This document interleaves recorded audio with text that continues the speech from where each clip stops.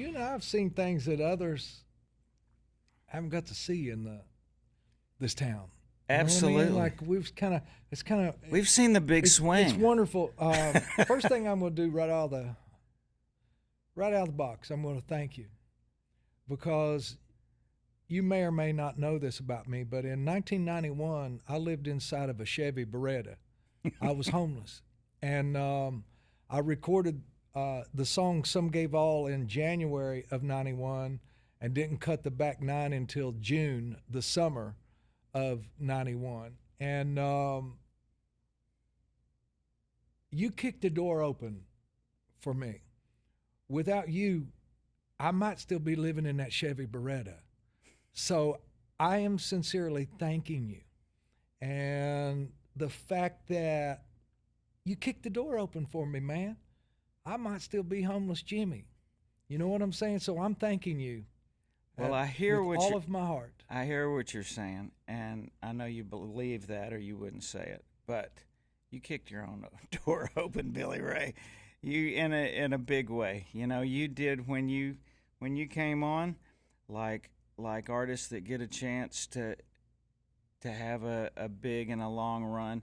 You've continued to, but you know the song, and you know how you did it, and you took as much heat on both sides as anybody ever has, and survived.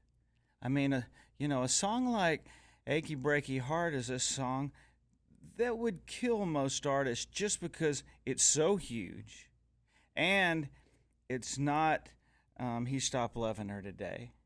And you hung it out there just like me on stage every night. I mean, hell, we just did what we did. We were having fun, and a lot of people threw rocks at us, and a lot of people came and partied real hard with us and had a lot of fun. And it's some days you just gotta go, I'm going with the fun guys. Sometimes you do, man. Sometimes you do, and you had Boots scooting all across the country. And that was even before Boot Scoot Boogie came out, I think May of '92. But you already had the people dancing. You had it all set up. I told them, I said, man, dance clubs hate me, because I go out there and I play a bunch of originals of songs I wrote that they never heard. Mm-hmm. And then, I put Achy Breaky in the set. And as soon as I started playing it, man, all of a sudden those dance floors just started packing. And I told Mercury Records that, I said, man, you know what? One thing about that Achy Breaky song, which it was called "Don't Tell My Heart" at the time, I said, I think the name is wrong. I think it's probably Achy Breaky, because all the drunks come up and they'll say, play that Achy Breaky song, play that Achy Breaky. I'll go, I just played it. And they go, play it again. So I said, I think the name is probably Achy Breaky Heart. And then second of all, I said, it's something about it that when we play it, the dance floor just packs. And somebody stood up and said, man, we ought to make a dance. I'm like, oh, man, I don't know nothing about dancing. And, so that kind of became the thing, and it was a magic time period, man, just magic. But in my own mind, what I did was I just kept thinking, dude, it's got to be about the songs you write. You got to do what you do because you love it. And luckily, I had some people who became my friends, like Waylon, like Carl Perkins. Johnny Cash had written me a handwritten letter, and all of them said the same thing. Be who you are and be real. Don't come to Nashville and try to chase the dog's tail. Don't be chasing that. Do your own thing, and if it's ever your time, it'll come around. But just make your music because it's real and because it's honest and you love it. Mm-hmm. Just make your music. And I really do look back on that and think, without those guys coming into my life, maybe I probably wouldn't have made it through. It's certainly the songs is what I leaned into, kind of in that same mode. In that same mode right now, I'm just leaning into some songs. It's funny though, you mentioned "Help Me Make It Through the Night." Yeah. It's on the new album. Oh, really? I finally went full circle and recorded all the songs that I love and that was so much a part of my chemistry and who I am and my heritage. I originally called the album "Under the Influence," And then I realized there's about 24 other albums called Under the Influence. And so I ended up writing this song Thin Line and changed it to Thin Line. It's a cool song. And it's a very true perspective. You know, there's not a lot of difference between A and Z. You know, it's true. It is a thin line, and you get to the middle, you get to the gray area pretty quick, I think, in life in general, and it's disconcerting a lot of times to see how people draw such a hard line, and you know, between Willie and God. I mean, that's one of the lines in the song. They raise an eyebrow, which anytime you mention God in a song, you always raise an eyebrow. Yeah. But I thought, you know what? God's in all of us, and Willie, as good as anybody, shows peace and understanding, and kindness. You know, he's probably for the grief he takes for smoking a little herb. You know, yeah. He really is one of the most genuine souls that I've had the pleasure to be around. So I thought, you know, there's a lot of good lines and a lot of things that made sense. I mean, just to have provocative things in a song, so it doesn't just fly by. Not that some music shouldn't be entertaining, but I like it. Good piece of work. Thank you very much. May, I don't know if you have a copy of the whole album or not. There's a song on there called Stop Picking on Willie. And Stop Picking on Willie I'd actually written back in 1990. And as when the IRS was chasing him around, and I was still playing the club up in West Virginia for it. And one night I wrote a song because I loved Willie so much, Stop Picking on Willie. Well, for me in Huntington, West Virginia, Stop Picking on Willie became a big hit that I had to play every single night in that bar. But for the rest of the world, no one ever heard Stop Picking on Willie. Well, somehow the years and everything went by, and I'd never recorded the song. And on this album, I said, man, I'm going to cut Stop Picking on Willie because in the storyline of Still the King, I think my character, Vernon Brown, thinks that Willie Nelson possibly is his dad. He thinks Willie is his dad. All he knows is that his mom went to a highway. They were called the Highway Boys.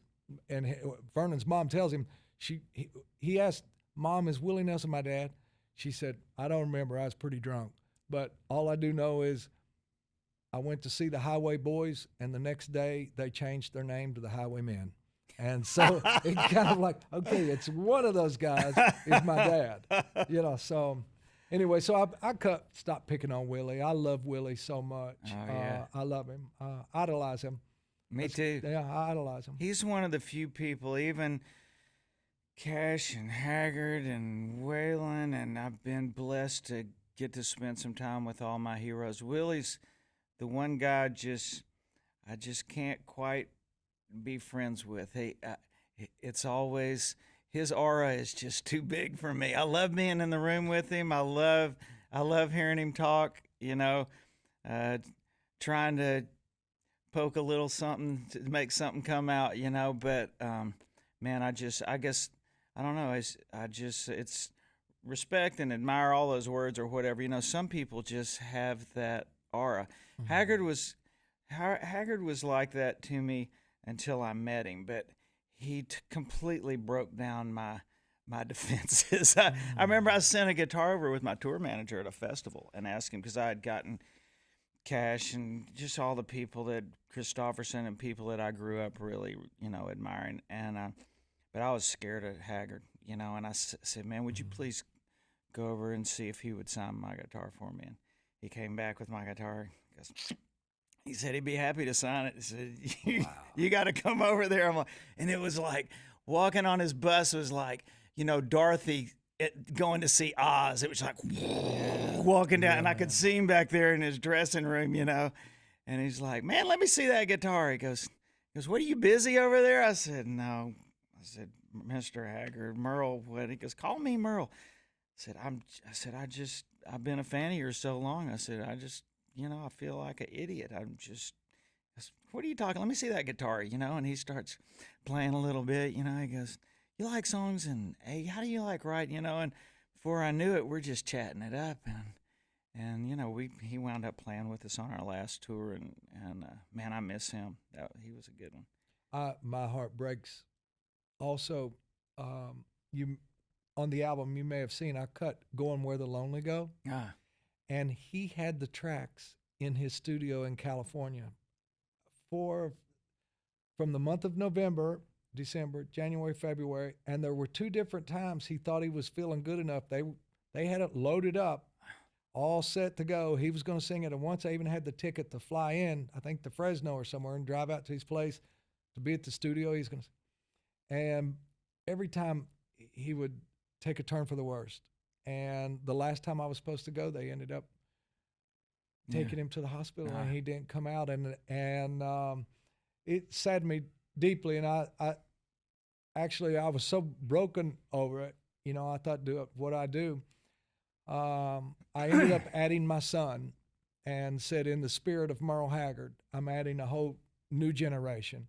That my son and Molly both, they grew up. That was the first song they learned to play, was "Going Where the Lonely Go." Wow. And so in a way, this became my tribute to Merle Haggard. I loved him a lot. Once, years ago, on an album called Trail of Tears, I cut "Sing Me Back Home," and I played it with him one time. It was probably a true highlight. Oh, cool. Doing "Sing Me Back Home." I love that song a lot. Yeah, it's a good one. Yeah, but you're right. You get around guys like Merle and Waylon and Willie. Boy, you just know you're around greatness. Oh, yeah. You know, you can feel them come in the room. Oh, yeah. You know, you can feel their presence come in the room. He was a good player, too. Oh, so good. Yeah. When he was out that 2 weeks he was out with us, he when we, first Ronnie and I went over to tell him how, honored we were that he was doing it. And he said, well, I want y'all to come out and play with me every night. And we're like, sure, gosh. What do you want to do? He goes, I'll tell you the day before. And, right. he pulled songs that it was never Silver Wings or anything like that. It was like, dang, I've never heard that before. Merle goes, well, you better find it somewhere. You need to learn it by showtime. And he would just screw with us, But it was cool, a great test, and we learned and got to play a lot of cool songs. Man, that's awesome. So what's different about doing this, the TV show you're doing now, and say the show you did in Canada when you were a doctor? Doctor, the complete opposite. First of all, instead of filming in Toronto, we filmed right here in Middle Tennessee. And actually, I kind of got out of the doctor show after 4 years, because the 5th year, I had it in my contract, if they couldn't move to Nashville, then I would be cleaning out. They couldn't move. They couldn't quite match the Canadian dollar. Got out. Then they ended up doing Hannah, Montana, and obviously that was filmed in L.A., though when it came time to make the feature film, and they were going to film Miley coming back to Tennessee but shoot it in Louisiana, I was like, guys, Middle Tennessee's got every location you got in this movie. They already have there. They got the manpower. They got the facilities. And they said, well, we know they can do it, but they can't match what we can do it here for. And I said, give them a chance. And lo and behold, they came to the table. Everybody worked. So we got to make that movie here in Middle Tennessee. And Disney even said, thank you for bringing Tennessee to our table, because we made a better movie than that. Became the bridge to when Still the King came about. And I had written it as my character, who was the second best Elvis impersonator of all of Laughlin, Nevada, which, as you know, that's not very high. I didn't want to raise the bar too high, because I really don't do Elvis. And so so he's traveling through, and he gets arrested. Actually, he goes into a creek. He's drunk in his underwear, and a couple hookers in a stolen bread truck, and he's passed out in the creek. And Randy Travis shows up as the sheriff and arrests Vernon, which again is a little bit of art, imitating life, imitating art.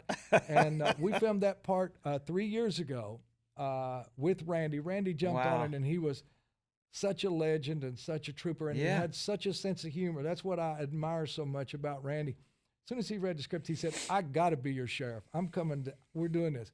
He came over, did it. So great you have that. I cherish it. I cherish it. I really do.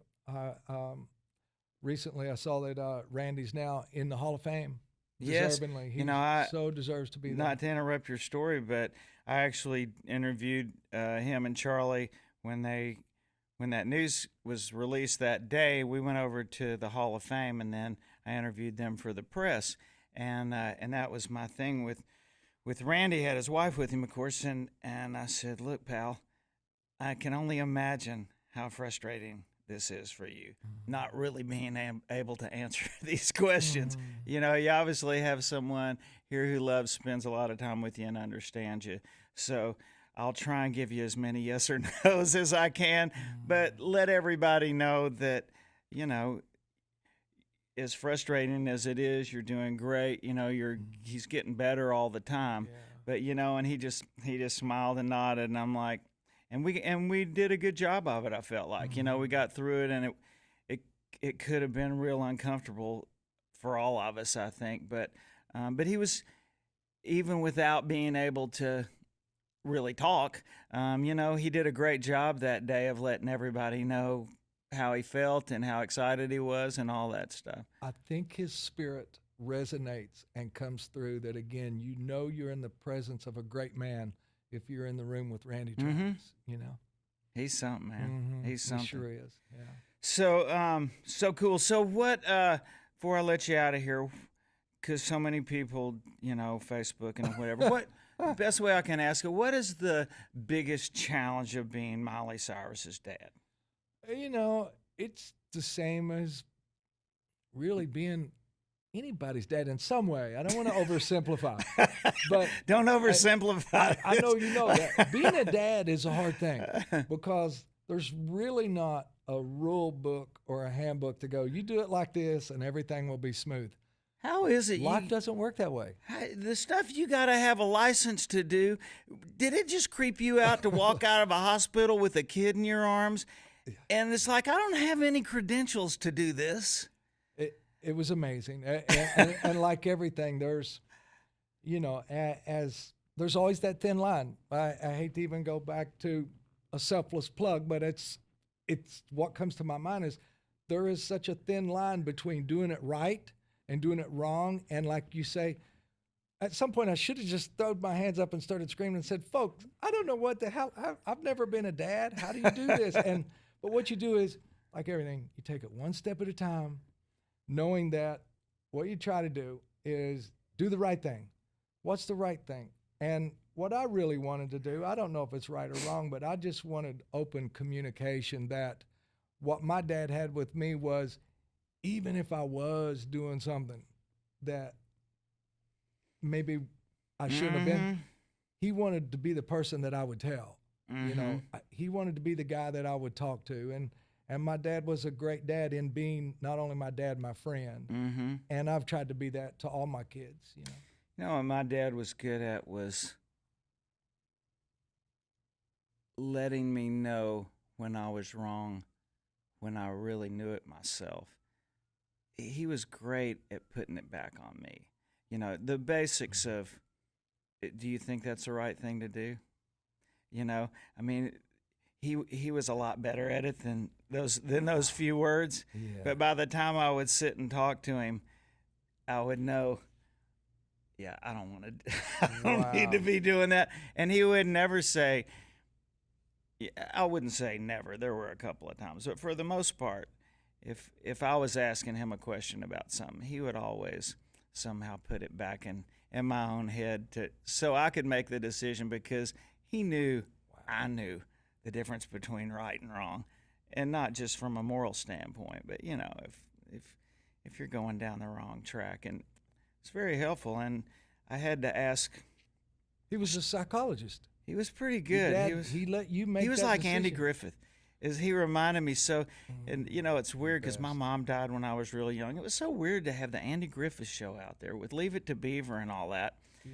And my grandmother came to live with us. She looked just like Aunt B, you know. Oh. And my dad, he even looked and talked like Andy. It was so funny. That was our show. And as a kid, that was a family unit. You know, that was normal.